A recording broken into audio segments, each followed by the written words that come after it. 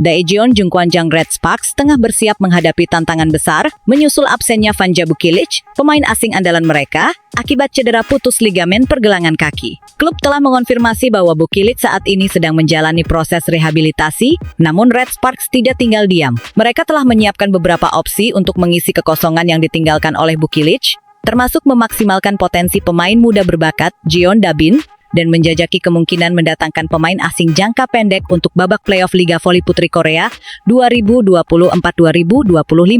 Bukilic saat ini mengenakan gips untuk menstabilkan pergelangan kakinya dan akan memulai perawatan rehabilitasi setelah pembengkakannya mereda, ujar seorang pejabat Red Sparks. Kami berharap ia bisa menyelesaikan rehabilitasinya dengan baik dan kembali bermain di babak playoff.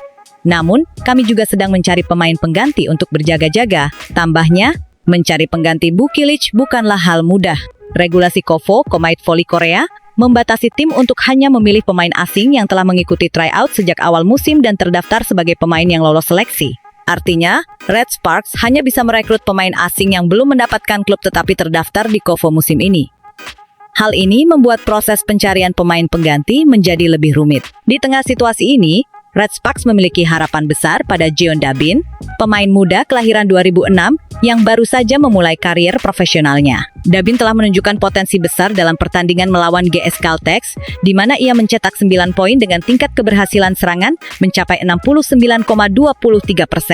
Performa impresifnya itu membuatnya dinobatkan sebagai pemain terbaik dalam laga tersebut. Pelatih Red Sparks, Ko Hee-jin, tidak ragu memberikan kepercayaan kepada Da-bin. Jika Anda berlatih dengan Jeon Da-bin, Anda akan melihat bahwa pemain kami kesulitan menghalanginya. Kekuatan serangannya jelas bagus, jadi saya punya ekspektasi tinggi terhadapnya, ujar Ko, seperti dilansir dari Never Sports. Red Sparks memiliki 3 opsi utama untuk mengisi kekosongan yang ditinggalkan oleh Bukilic. Opsi pertama adalah memaksimalkan peran Jeon Da-bin sebagai pengganti sementara.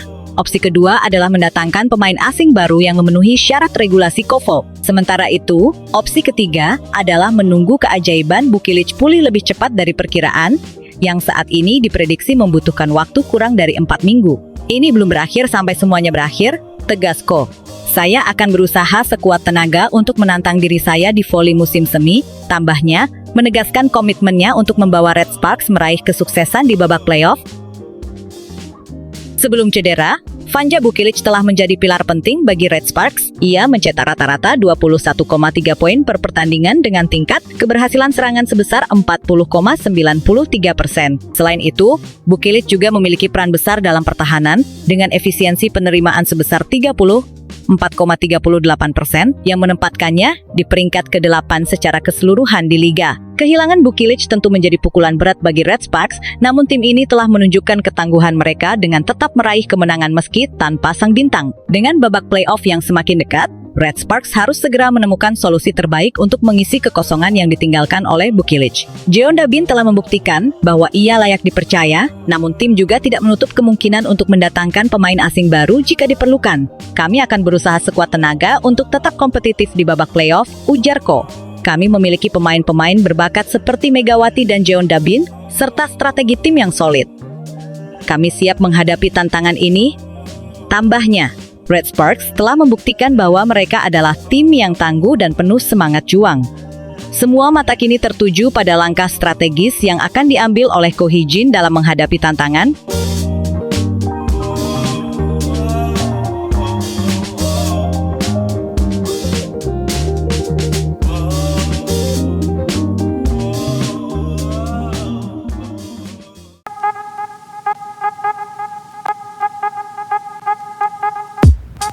Gisela Silva, pejuang tunggal GS Caltex yang terlalu lelah untuk menang sendirian.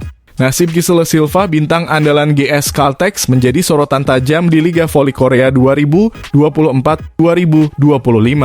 Sementara Megawati Hangestri Pertiwi bersinar bersama Red Sparks, Silva justru terlihat kesulitan mengangkat performa timnya. Padahal ia adalah pemain paling mematikan di liga ini, menduduki puncak daftar top skor dengan raihan 814 poin. Namun statistik gemilang itu tak cukup untuk menyelamatkan GS Caltex dari jurang kekalahan. Putaran kelima fase reguler Liga Voli Korea 2024-2025 telah usai dan GS Caltex Seoul KIXX, tim yang pernah menjadi juara 9 musim beruntun, kini terpuruk di dasar klasemen. Meski sempat mencatatkan 3 kemenangan termasuk mengalahkan juara bertahan Hyundai Hillstatte, langkah mereka berakhir pahit setelah ditaklukkan Red Sparks dengan skor telak 3-0. Kekalahan ini semakin menegaskan betapa tim ini sedang berjuang sendirian di pundak Giselle Silva. Red Sparks yang diperkuat oleh Megawati Hangestri Pertiwi tampil tak terbendung meski kehilangan Vanja Bukili akibat cedera.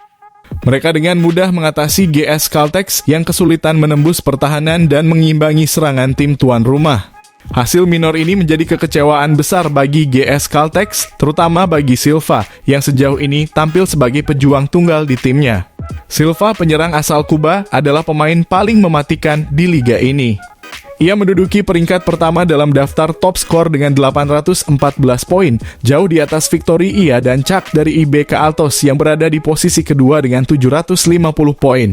Namun raihan poin yang fantastis ini tak diimbangi oleh performa tim. Silva seperti berjuang sendirian sementara pemain lokal GS Caltex tak mampu memberikan dukungan maksimal. Media Korea Selatan, Midaily, membandingkan nasib Silva dengan Megawati Hangestri Pertiwi. Siapakah pemain dengan raihan poin tertinggi di sektor putri pada akhir putaran kelima? Bukan pemain Pink Spiders yang berada di posisi pertama, bukan pula pemain Red Sparks di posisi kedua, atau bahkan pemain dari tim juara bertahan Hillstatte. Jawabannya adalah Giselle Silva dari GS Caltex yang berada di peringkat ketujuh. Perbandingan ini semakin mencolok ketika melihat bagaimana tim-tim lain memiliki sistem serangan yang lebih seimbang.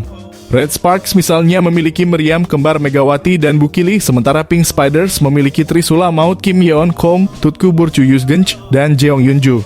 Mereka bisa saling melengkapi dan mengalokasikan stamina melalui berbagai rute serangan. Namun, GS Caltex terlalu bergantung pada Silva. Ketergantungan GS Caltex pada serangan Silva adalah hal yang mutlak lanjutnya. Kondisi ini membuat Silva lebih mudah merasa kelelahan dan frustrasi. Menjadi pejuang tunggal dalam sebuah tim bukanlah tugas mudah. Fisiknya terkuras dan risiko cedera akibat kelelahan semakin tinggi. Agar GS Caltex dapat meraih kemenangan, performa pemain lain yang dapat mengurangi beban ofensif Silva mutlak diperlukan. Di sisi lain, Megawati Hangestri justru berada di tim yang saling melengkapi. Meski raihan poinnya masih tertahan di peringkat ketiga dengan 709 poin, jauh di bawah Silva, Megawati bisa bermain lebih efektif karena dukungan dari rekan-rekannya. Ia tak perlu menanggung beban sendirian dan itu membuatnya bisa fokus memberikan performa terbaik. Perbandingan ini semakin menegaskan betapa pentingnya kerja tim dalam voli. Silva mungkin adalah pemain terbaik di liga ini, tetapi tanpa dukungan yang memadai, ia tak bisa membawa GS Caltex keluar dari keterpurukan. Sementara itu, Megawati dan Red Sparks terus melesat membuktikan bahwa voli adalah permainan tim, bukan pertarungan individu. GS Caltex kini berada di persimpangan jalan.